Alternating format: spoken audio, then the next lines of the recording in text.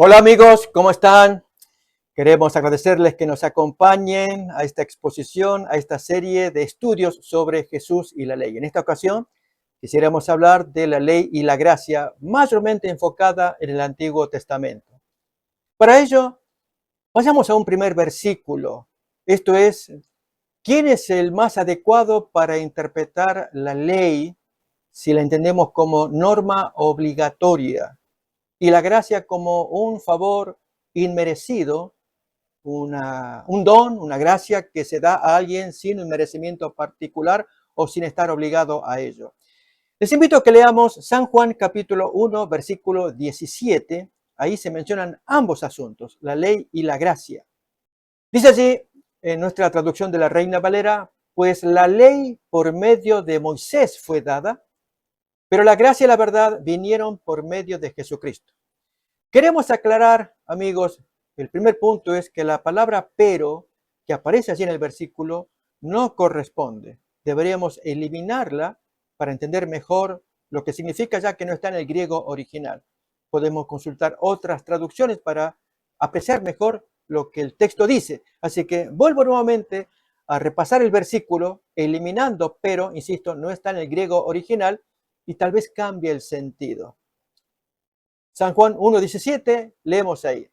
En esta otra traducción es la Reina Valera antigua, aparece la palabra más y es lo mismo. No hay ningún adversativo en el medio, más bien un complemento. ¿Y cuál es este complemento? Porque la ley por Moisés fue dada. La gracia y la verdad de interpretar esa ley vino por Jesucristo. Notamos entonces que en lugar de haber una oposición, el versículo nos está diciendo que es Jesús el más calificado para interpretar por medio de la gracia y la verdad lo que la ley quiso decir. Y para ello vamos a ir a ejemplos del Antiguo Testamento para ver la gracia en movimiento y especialmente la gracia antes de que la ley de Moisés fuera revelada siglos después. Mucha gente afirma que la ley en el Antiguo Testamento fue revelada para enseñarle a la gente a que la salvación viene por la obediencia estricta a los mandamientos. No, amigos, esto es falso. La ley de Moisés vino mucho tiempo después de Abraham, ya lo dice el apóstol Pablo en Gálatas capítulo 3, 430 años más tarde de Abraham. Así que a quien Dios se le reveló primero fue a Abraham. Y lo hizo en un contexto de gracia muy bonito, a pesar de que Abraham traía consigo problemas. Quiero invitarles a que me acompañen a mirar algunos textos que nos van a ayudar a entender esta situación. En primer lugar, vamos dentro de lo que es el texto de Génesis, el capítulo 18. Desde los versículos 9 al 15, observamos la visita de Dios a Abraham, e insisto, en un contexto de gracia, a pesar de que Abraham está metido en un serio problema. Ya vamos a mirar. Leemos pues entonces Génesis capítulo 18, versículos 9 al 15. Leemos así. Y le dijeron, ¿dónde está Sara, tu mujer? Y él respondió, aquí en la tienda. Entonces dijo, de cierto volveré a ti, y según el tiempo de la vida, he aquí que Sara, tu mujer, tendrá un hijo. Y Sara escuchaba a la puerta de la tienda que estaba detrás de él. Y Abraham y Sara eran viejos de edad avanzada. Y a Sara le había cesado ya la costumbre de las mujeres. ¿Cuál era el problema que Sara y Abraham tenían? Ya vamos a mirar. Recuerden que estamos hablando de la visita que Dios le está haciendo a Abraham, pero en un contexto de gracia. Para apreciar mejor la visita, vamos a entender del mismo capítulo 18 los primeros versículos. Leamos muy bonito la forma en cómo Dios, Jehová, con sus dos ángeles que le acompañan, visitan la tienda de Abraham. Dice así. Después le apareció Jehová en el encinar de Mamre, estando él sentado a la puerta de su tienda en el calor del día.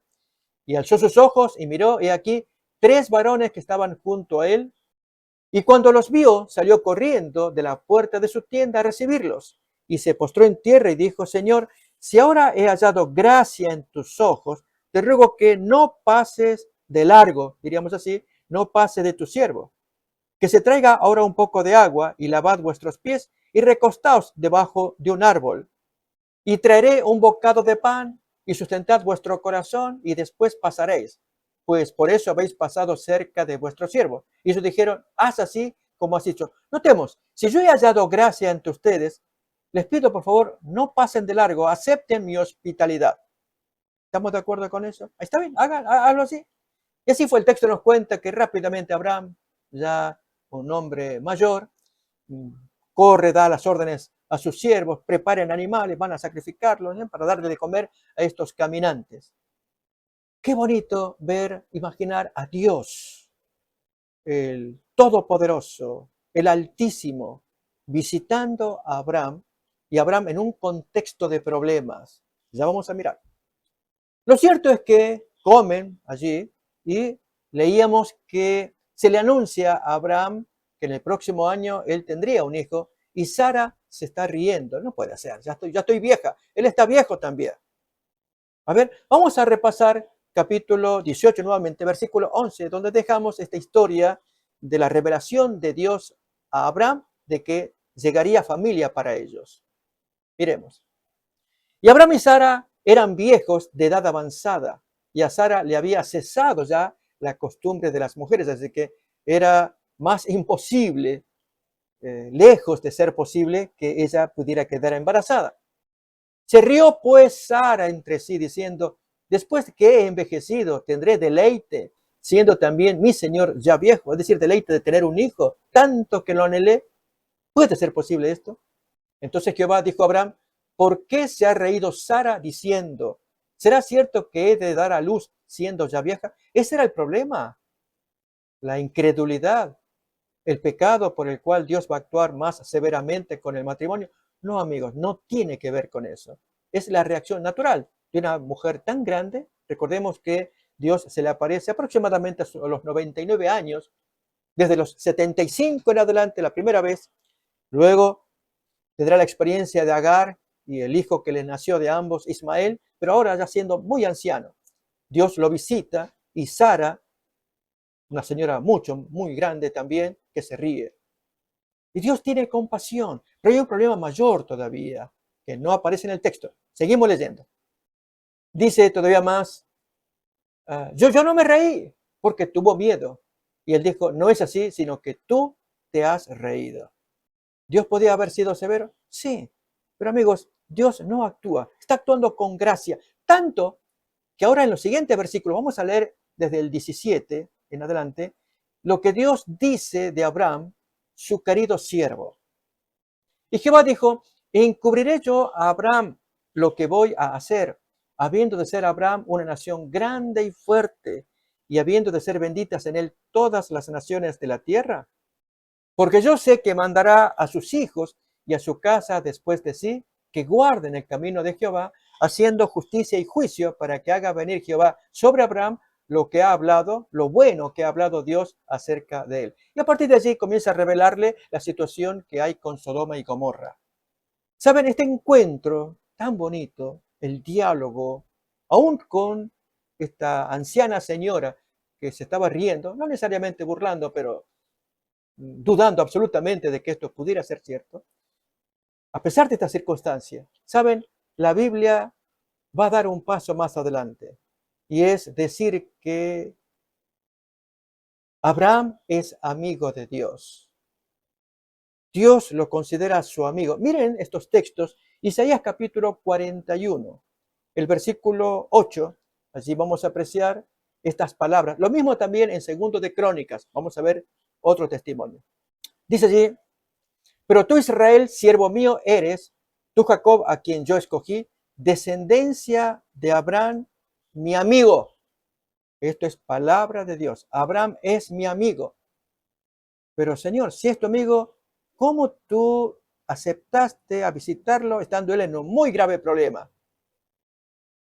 ¿Será?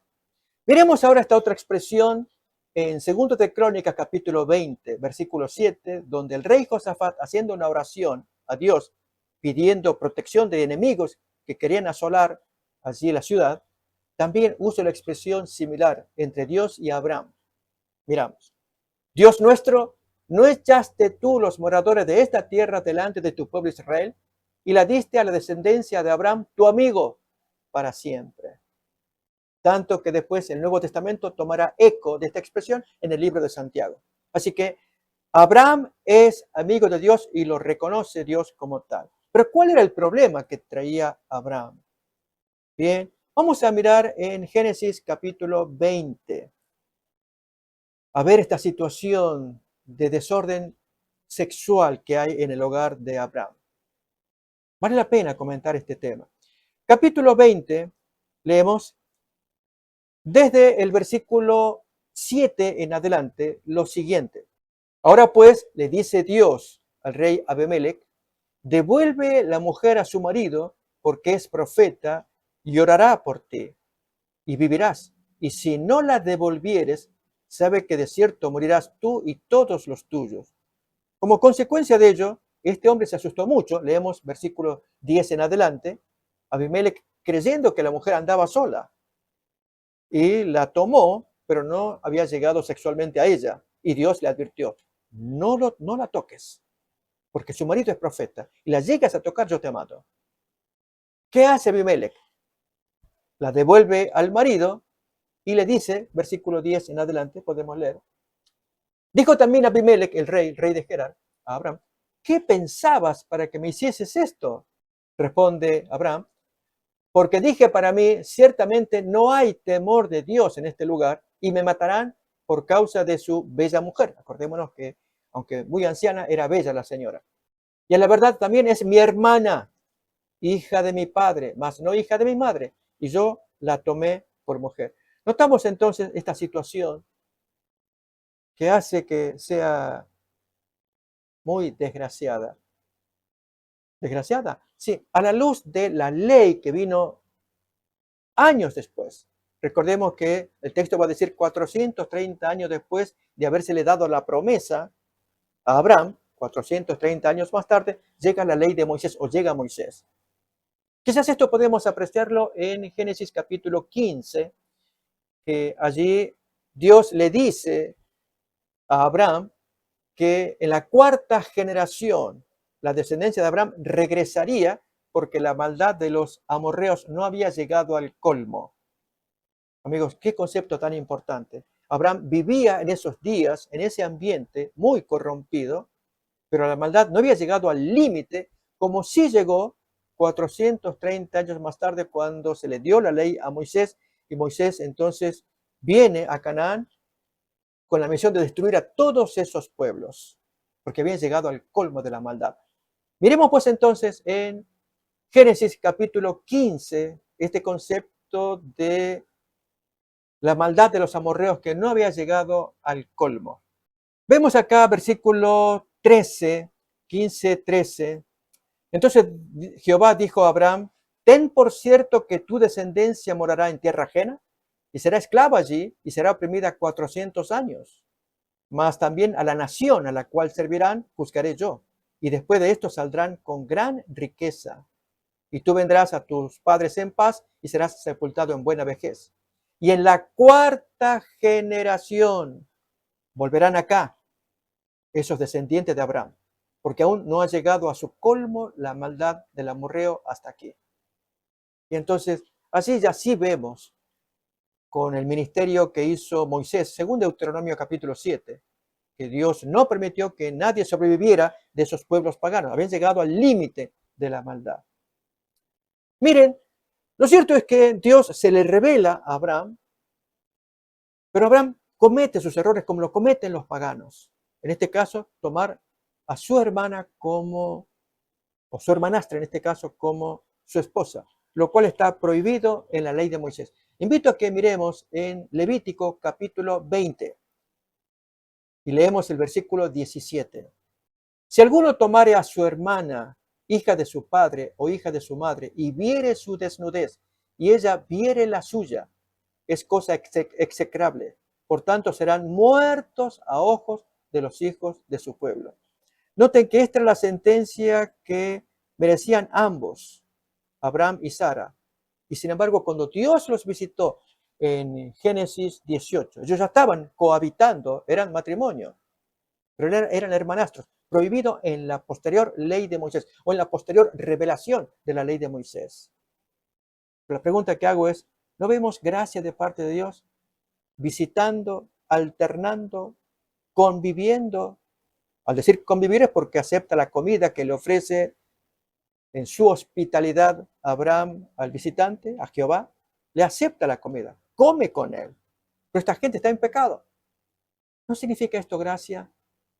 Favor que Dios nos hace a pesar de que no lo merecemos, de que no hay mérito personal, ni Dios está obligado a hacerlo, pero lo hace porque nos ama, porque ama a este hombre. Todavía la ley no se había revelado en su profundidad, porque la gracia es la que Dios quiere mostrar primeramente. Otro tanto, vamos a ver con el caso de Jacob. Para ello abrimos Génesis capítulo 29, el error de haber aceptado como matrimonio la triquiñuela que le hizo su suegro Labán. Muy conocida la historia. Jacob trabajó 7 años por su querido amor, la hermana menor, la hija menor de Labán, Raquel. Pero el suegro, pícaro, en la noche de la boda, pues metió la otra hermana. Y allí con el velo puesto y demás, pues al día siguiente descubre que no es Raquel, es la hermana mayor. Y Jacob no sentía el afecto que tenía por la otra joven. Nos acordamos de la historia. Esto aparece en Génesis capítulo 29, mayormente en la última parte. Y entonces, cuando Labán le dice, ok, aquí no se estila, acá se entrega primero siempre a la hija mayor. Si quieres la otra, trabájame otro tiempo, otra temporada. Y así lo hizo. Porque Jacob estaba muy enamorado de Raquel. Y así es que luego toma posesión de la esposa, de la nueva esposa Raquel. Una historia, mis amigos, impresionante, porque luego esto se va a complicar con las criadas de ambas. Para ello voy a invitar a que miremos algunos textos que nos lo van a ilustrar. Capítulo 30, versículo 3 y versículo 9 de Génesis 30. Y ella dijo, he aquí que mi sierva Bila, está hablando Raquel, que no le podía dar hijos a su marido, mientras que su hermana mayor sí le estaba produciendo hijos. Llégate a ella y dará a luz sobre mis rodillas, y yo también tendré hijos de ella, de la criada Bila. Versículo 9, viendo que esto, pues, se producía hijos, el concederle la criada. Lea, su hermana mayor, hace lo mismo. Viendo pues Lea que había dejado de dar a luz, tomó a Silpa, su criada, y la dio a Jacob por mujer. Pregunto, amigos, ¿esto es lícito a la vista de Dios? Dios es amor. Y ahora vamos a mirar en Génesis 35, cuando Dios va a visitar a Jacob. Por supuesto, él va con rigor. ¿Cómo te tienes 4 mujeres? ¿Qué es esto? No, amigos, no. Necesitamos ver la gracia de Dios en el Antiguo Testamento. Nos han creado esa idea, mayormente en grupos evangélicos, que la salvación en el Antiguo Testamento es por la ley. Nadie dijo semejante cosa. La Biblia no enseña semejante cosa. Es la gracia de Dios la que siempre va a aparecer y se va a mostrar en su amor para que el hombre vea la gracia y el amor de Dios que lo busca y le puede perdonar. Pero el hombre necesita aprender también la magnitud, la gravedad de su pecado. Voy a invitar a que miremos en el caso de Jacob ahora, Génesis 35. Él ya tiene toda su familia formada, las 2 primeras esposas, las respectivas 2 criadas de ambas mujeres, con todos los pequeñuelos. Allí leemos capítulo 35, versículos 1 en adelante. Dijo Dios a Jacob, levántate y sube a Betel. Allí en Betel Dios había tenido su primer encuentro con Jacob. Nos acordamos del sueño de la escalera. Saben, este detalle se va a tornar muy interesante porque vamos a mirar en los textos qué significa volverse a Betel. Para ello, voy a invitar a que abramos el texto en Génesis capítulo 28. Versículo 10 en adelante, o en Betel camino, allí donde su parentela, le pasa algo que es conocido de todos, la aparición de Dios en Betel. Salió pues Jacob de Beerseba y fue a Harán, donde vivía la parentela. Allí, recuerdan, Nacor, Betuel, Labán, todos los parientes de Abraham. Y llegó a un cierto lugar y durmió allí porque ya el sol se había puesto. Y tomó de las piedras de aquel paraje y puso a su cabecera y se acostó en aquel lugar y soñó. He aquí una escalera que estaba apoyada en tierra y su extremo tocaba en el cielo. Y aquí ángeles de Dios que subían y descendían por ella. Y aquí Jehová estaba en lo alto de ella, el cual dijo: yo soy Jehová, el Dios de Abraham tu padre y el Dios de Isaac. La tierra en que estás acostado te la daré a ti y a tu descendencia. Será tu descendencia como el polvo de la tierra y te extenderás al occidente, al oriente, al norte, al sur. Y todas las familias de la tierra serán benditas en ti y en tu simiente, el cual finalmente va a ser Cristo en la revelación que nos dará Gálatas capítulo 3, 16, refiriéndose a la simiente de Abraham, también es la de Isaac y también es la de Jacob. Pero seguimos leyendo porque nos interesa la reacción de Jacob a esta visión que Dios le dio en Betel, que para Dios era un punto de partida y de retorno. Leemos todavía más el texto de Génesis capítulo 28, que nos dice, versículo 15, yo estoy contigo y te guardaré por donde quiera que fueres y volveré a traerte a esta tierra, porque no te dejaré hasta que haya hecho lo que yo te he dicho. Entonces Jacob se despierta de su sueño y dice, ciertamente Jehová está en este lugar y yo no lo sabía. Y tuvo miedo y dijo, cuán terrible es este lugar. No es otra cosa que casa de Dios y puerta del cielo. Y se levantó Jacob de mañana, tomó la piedra que había puesto de cabecera, la alzó por señal y derramó aceite encima de ella. ¿Para hacer qué? Vamos a mirar. Y llamó el nombre de aquel lugar Betel, aunque Luz era el nombre de la ciudad antes. E hizo Jacob voto. Esta parte, amigos. El resto ya lo podemos leer en otro momento, pero quería llegar a este punto. Hay un voto que Jacob le hace a Dios, una promesa. Señor, si tú me cuidas, si tú me ayudas, si tú me proteges de mi hermano, si yo llego allá, yo te voy a dar todo. Si me das para comer, todo, todo. Te voy a servir. Tú serás mi Dios. Porque hasta ese momento, Jacob mencionaba el Dios de su papá.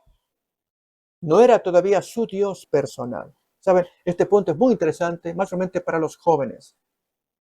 Cuando los papás enseñamos a nuestros hijos acerca del temor de Dios, y nuestros hijos, cuando son pequeños, van aprendiendo, pero ellos tienen en mente el Dios del papá, como mi papá me lo enseñó, mi mamá me lo enseñó, hasta que ese Dios llega a ser el suyo personal. Ese es el caso de Jacob. Tú serás mi Dios. Y así fue. Y le prometió. Y amigos, esto es lo que Dios quiere, ese encuentro personal. Yo dije el punto de partida y el punto de retorno, porque en Génesis 35 se nos narra, varios capítulos después de Génesis 28, las idas y vueltas de Jacob, su numerosa familia, problemas que tuvo con el suegro, etc. Y en el capítulo 35 Dios le dice, Jacob, prepárate, quiero que regreses al punto donde tú me hiciste un voto, me hiciste una promesa. ¿Te acuerdas? Saben, amigos, este detalle es interesante. Dios siempre quiere que nos acordemos desde cuándo hicimos un pacto con el Señor y recordarlo porque Dios no se lo olvida. Tú me hiciste una promesa. Saben, a veces sucede esto con los enamorados. Ellos se aman y se hacen mutuas promesas. Pero pasan los años, décadas a veces. Y feliz de cualquiera de los dos que siempre recuerda el punto de partida. ¿Te acuerdas? Tú me dijiste esto. Yo, ¿cuándo dije? Yo no me acuerdo. No. Recuerda bien. ¿Te acuerdas de esto? Sí. Bueno, tú me prometiste. Y saben, amigos, esas palabras las tenemos que recordar. A ver, leamos otra vez Génesis 35. Dijo Dios a Jacob, recuerden, son 7 capítulos posteriores a Génesis 28. Así que Jacob había recorrido camino, varios años. Bueno, Dios le dice, levántate y sube o vuelve a Betel y quédate allí. y haz allí un altar al Dios que te apareció cuando huías de tu hermano Esaú. ¿Te acuerdas lo que me prometiste? Jacob tenía que recordar. Miren la reacción de Jacob. Entonces Jacob dijo a su familia y a todos los que con él estaban: quitad los dioses ajenos que hay entre vosotros y limpiaos y mudad vuestros vestidos y levantémonos, subamos a Betel y haré allí altar al Dios que me respondió en el día de mi angustia y ha estado conmigo en el camino que he andado. Esto es lo que Dios quiere. La pregunta otra vez, amigos, es: Dios se le aparece 7 capítulos después de su primer encuentro amoroso entre Dios y Jacob, en el capítulo 35, pero aparece para amonestarlo.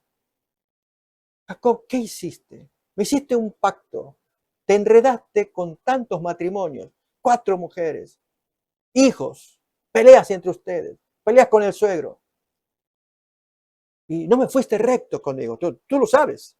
¿Qué hacen esos dioses contigo? No, Dios no se aparece así.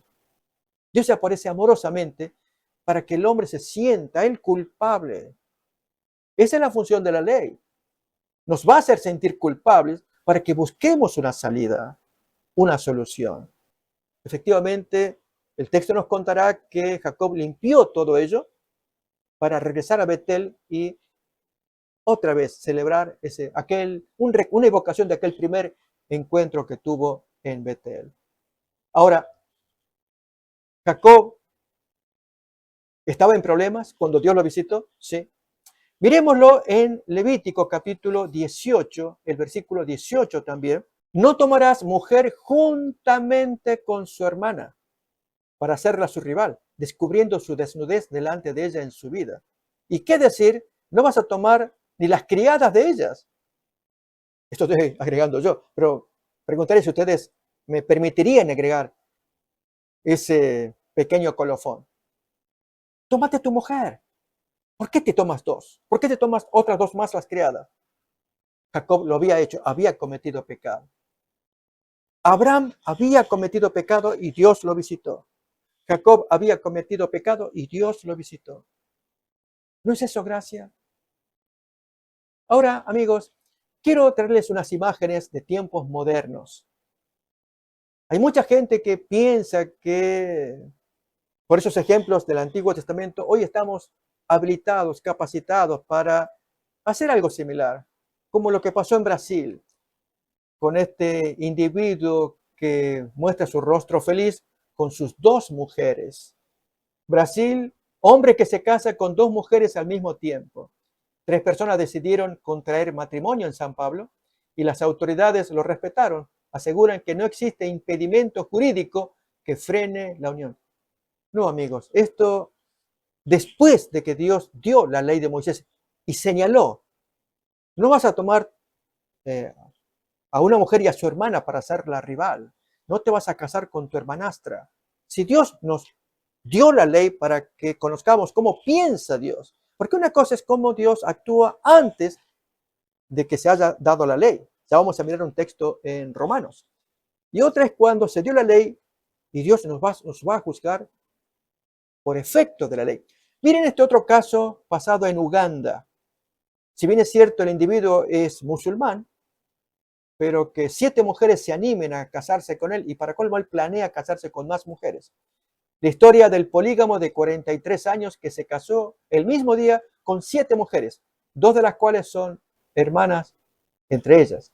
El protagonista comentó que planea en un futuro tener muchas más esposas. Amigos, si esto hubiera pasado antes de la ley de Moisés, de hecho, antes de la ley de Moisés, conocemos casos como el que nos cuenta Génesis capítulo 4, versículo 19, que va a ser el primer ejemplo inmoral, que luego esto se va a regar. El caso de la descendencia de Caín, y este es Lamec, el séptimo, desde Adán, por vía de Caín. Y Lamec tomó para sí 2 mujeres. El nombre de la una fue Ada, el nombre de la otra Sila. Además, este hombre se caracterizó por su soberbia y arrogancia, y además un hombre homicida. Esto es, que había dado muerte a un joven Esto lo va a decir en otra traducción, en nuestra Reina Valera lo pone en tiempo futuro, pero en el hebreo original está en pasado. Que él había matado a un joven y que si alguien le va a vengar, si Caín fue vengado 7 veces, a mí seré vengado 70 veces. Demasiado soberbio y arrogante, además de homicida y bígamo.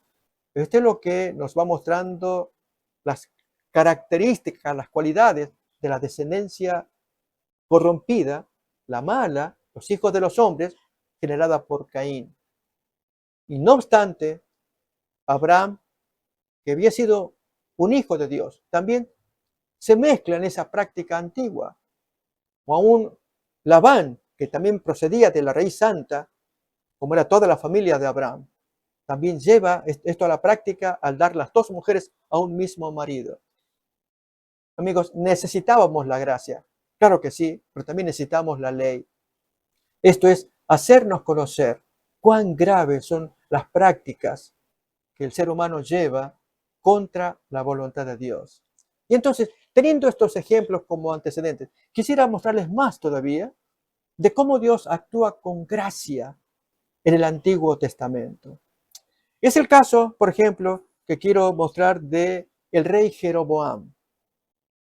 En el primer libro del libro de Reyes, capítulo 14, se nos habla de cómo va a terminar este rey, un hombre que fue impío. Dios lo había escogido para que él administrara 10 tribus y la descendencia de Salomón, esto es Roboam, manejara las otras 2.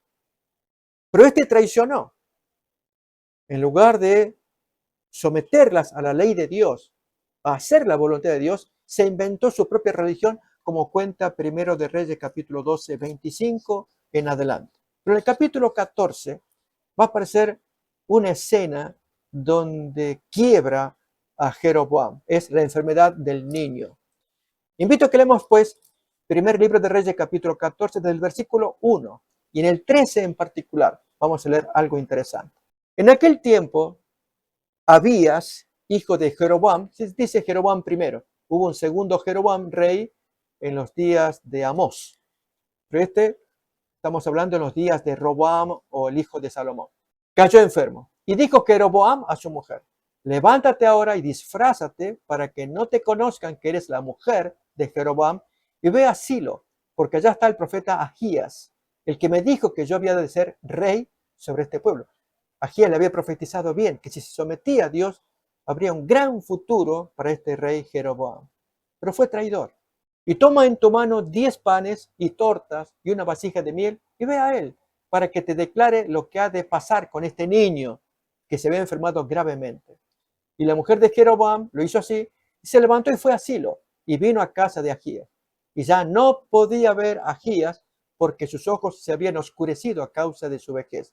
Quizás esto era conocido, que Ahías ya no podía ver, así que Jeroboam suponía que podía engañarlo fácilmente, disfrazándose, simulando la voz, y allí pedir una bendición para este niño que estaba en grado terminal.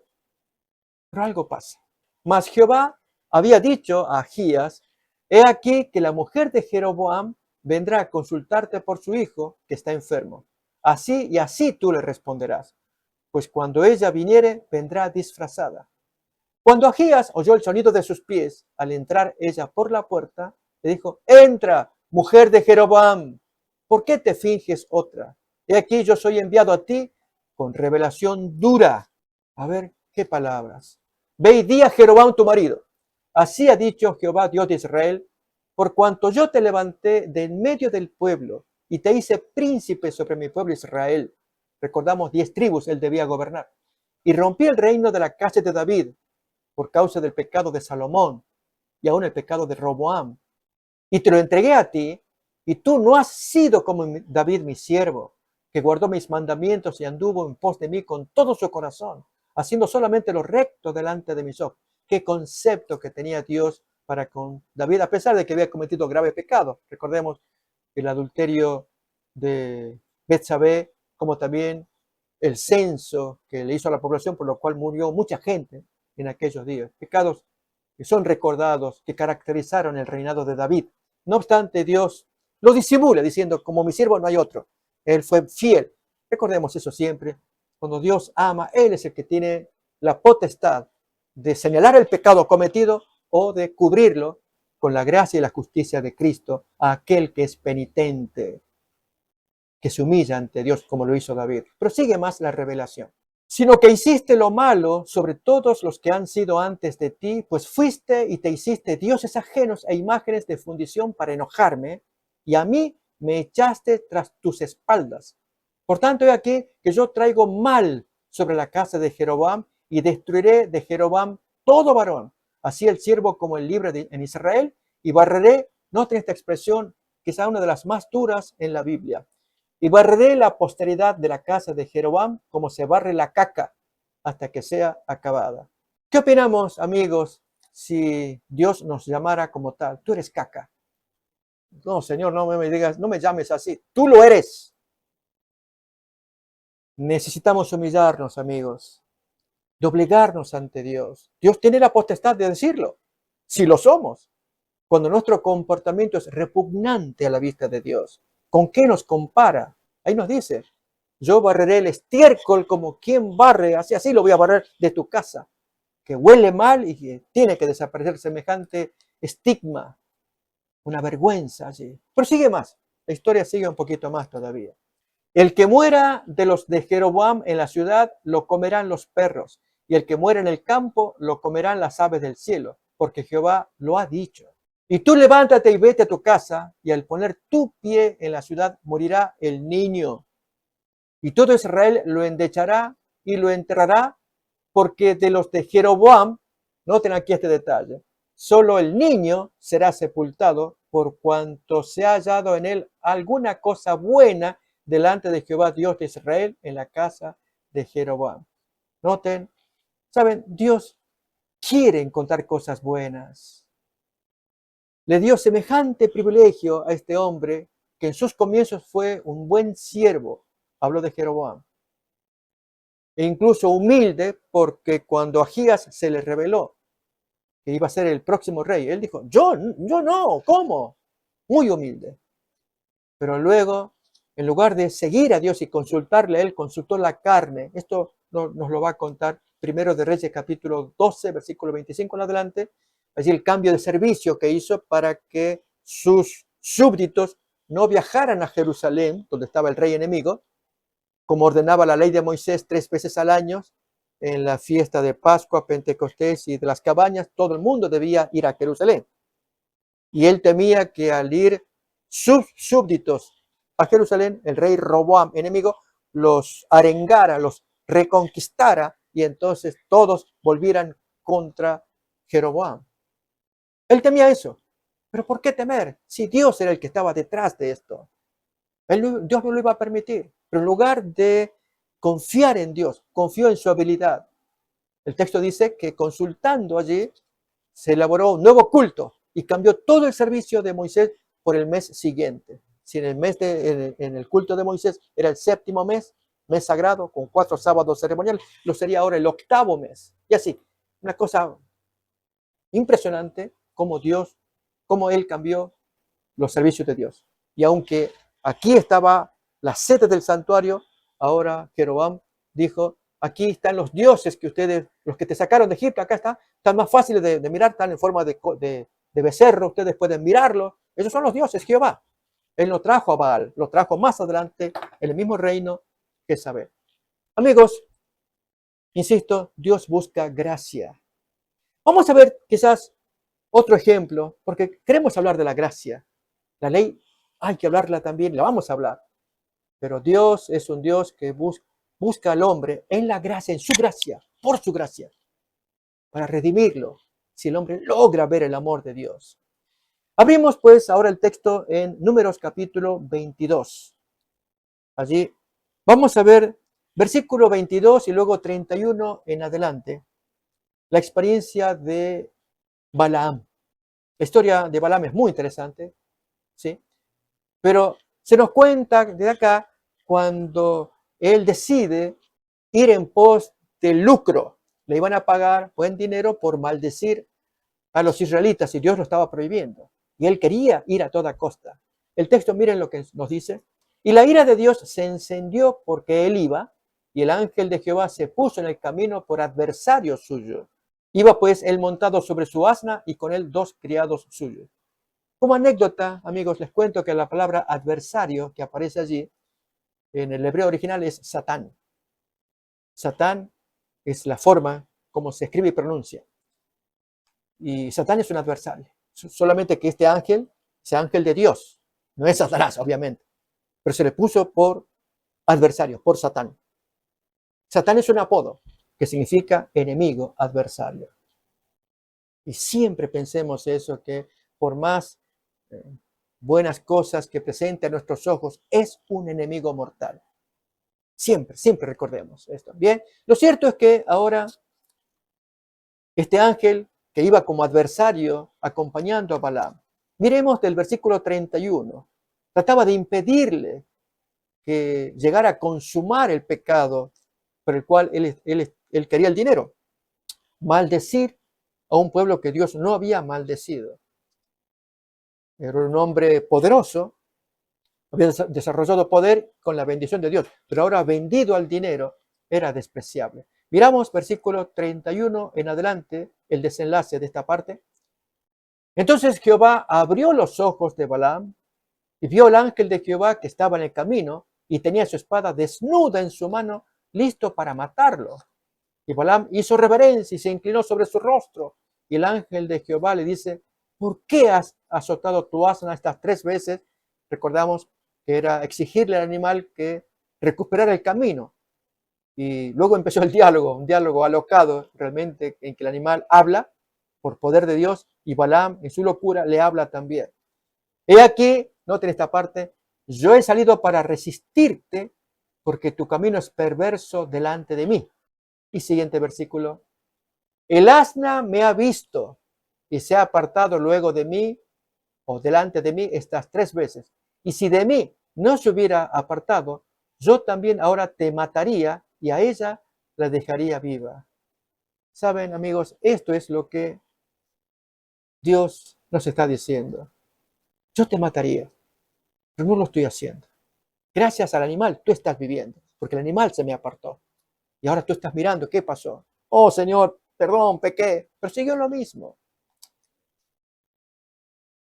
Tanto que Dios le permitió a Balaam que consumara su plan. No lo destruyó inmediatamente. Balaam fue al negocio y allí con Balac hicieron el trato de que se le iba a pagar buen dinero por maldecir. Pero su boca se torció, su corazón, sus emociones, sus sentimientos, y pronunció bendiciones una tras otra. Y el rey Balac se enojó. Yo te alquilo para que me lo maldigas, no para que lo bendigas. Y así, en 4 ocasiones, Balaam pronuncia bendiciones y se retira, absolutamente desanimado, porque no pudo cobrar el dinero. Pero luego retorna, nos contará el texto, en Números 25 y capítulo 25 y capítulo 31, que por causa de Balaam vino la desgracia a los israelitas.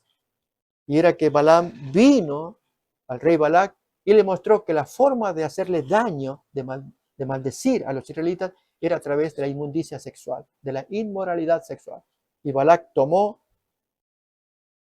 o acuse de recibo, decimos, tomó el consejo y comenzó a enviar las hermosas muchachas moabitas, paganas, que encendieron la lujuria de los hombres que observaron las escenas. Y allí vino un grave pecado. Conocemos esta historia, la apostasía en,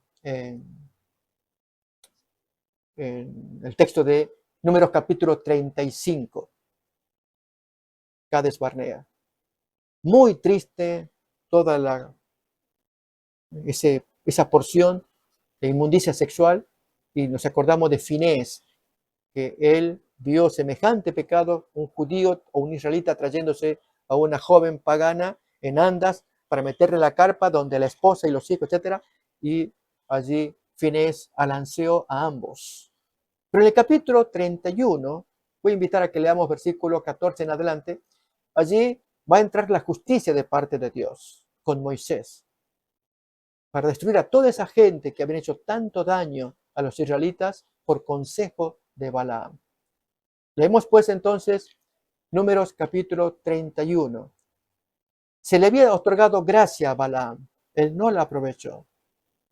Amigos, a nosotros también se nos da gracia para que prestemos atención a los consejos de Dios, que obedezcamos su mandato.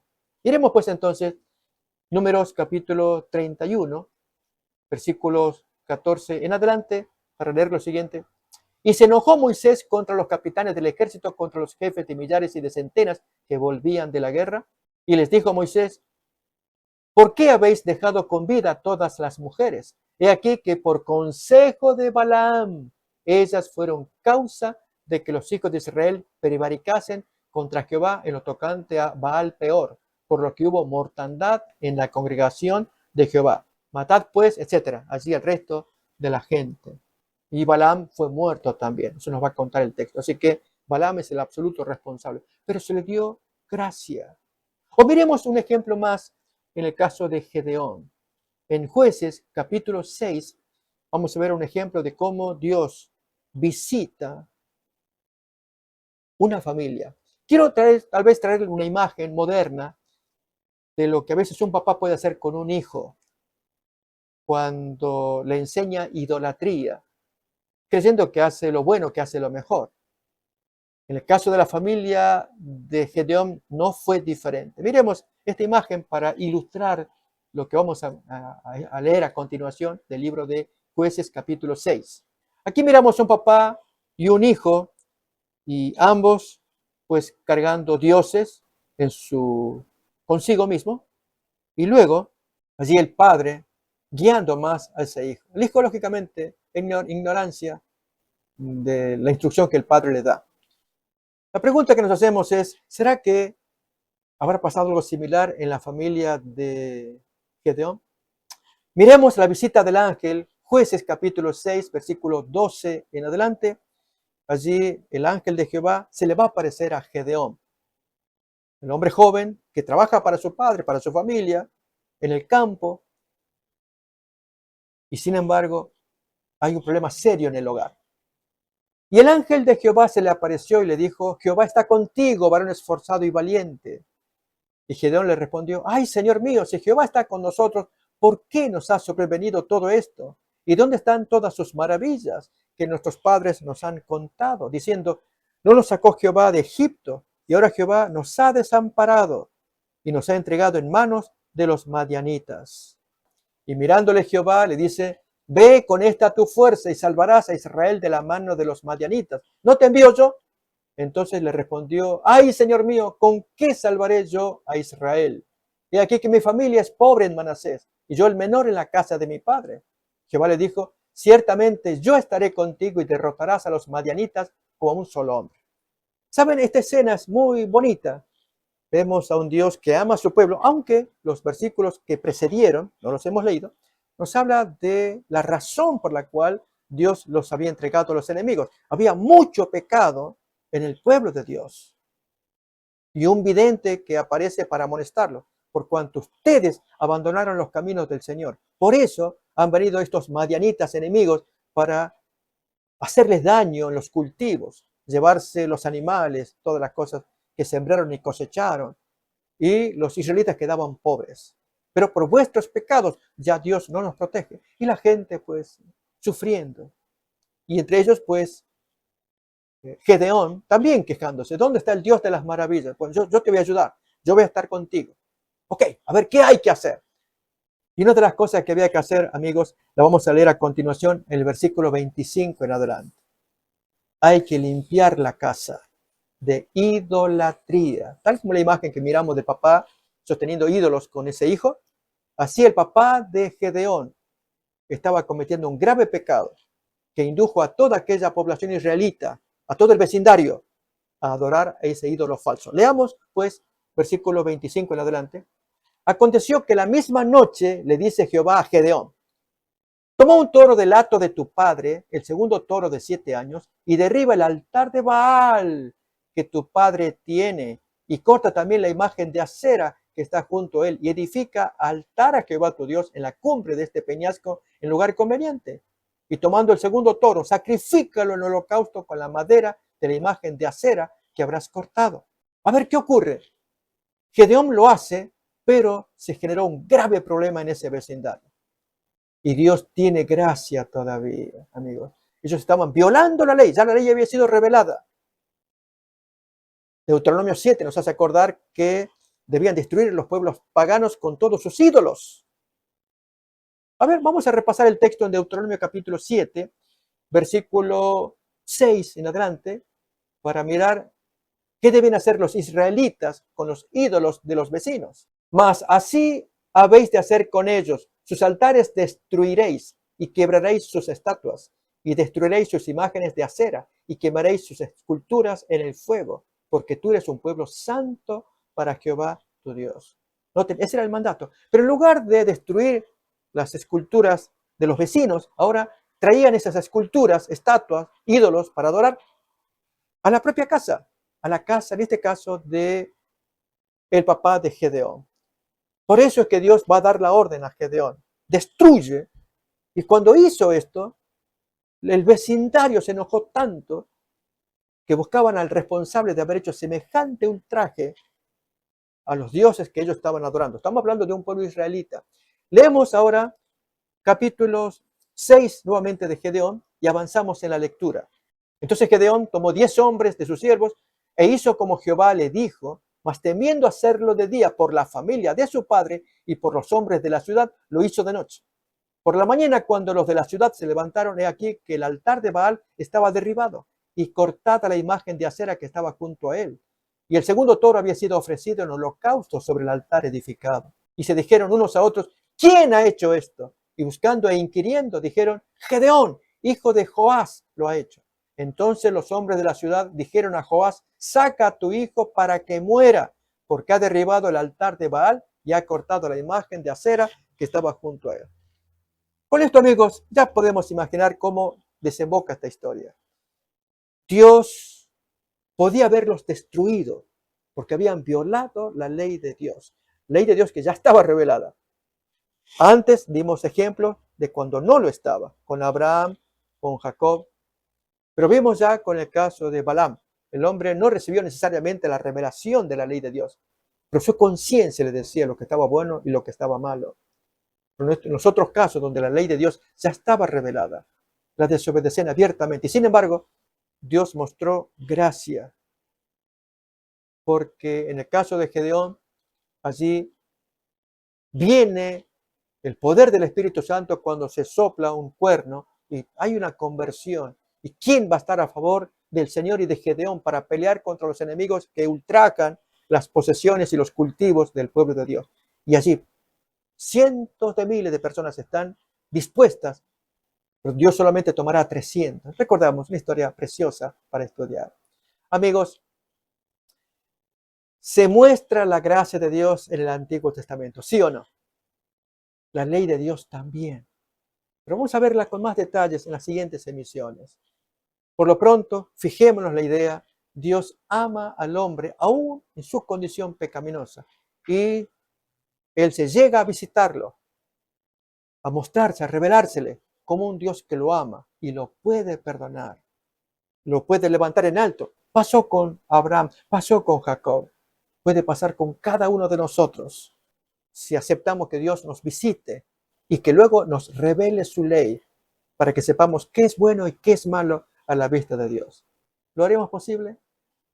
Si lo hacemos, el Espíritu Santo morará en nuestros corazones y veremos claramente que es Jesús el centro de todo, que intercede por nosotros y así quita la sentencia que pesa sobre nosotros y nos da nuevas oportunidades por medio de su justicia que Jesús nos la atribuye ante la presencia de Dios. Que Dios nos bendiga mientras seguimos estudiando más temas relacionados con Jesús y la ley.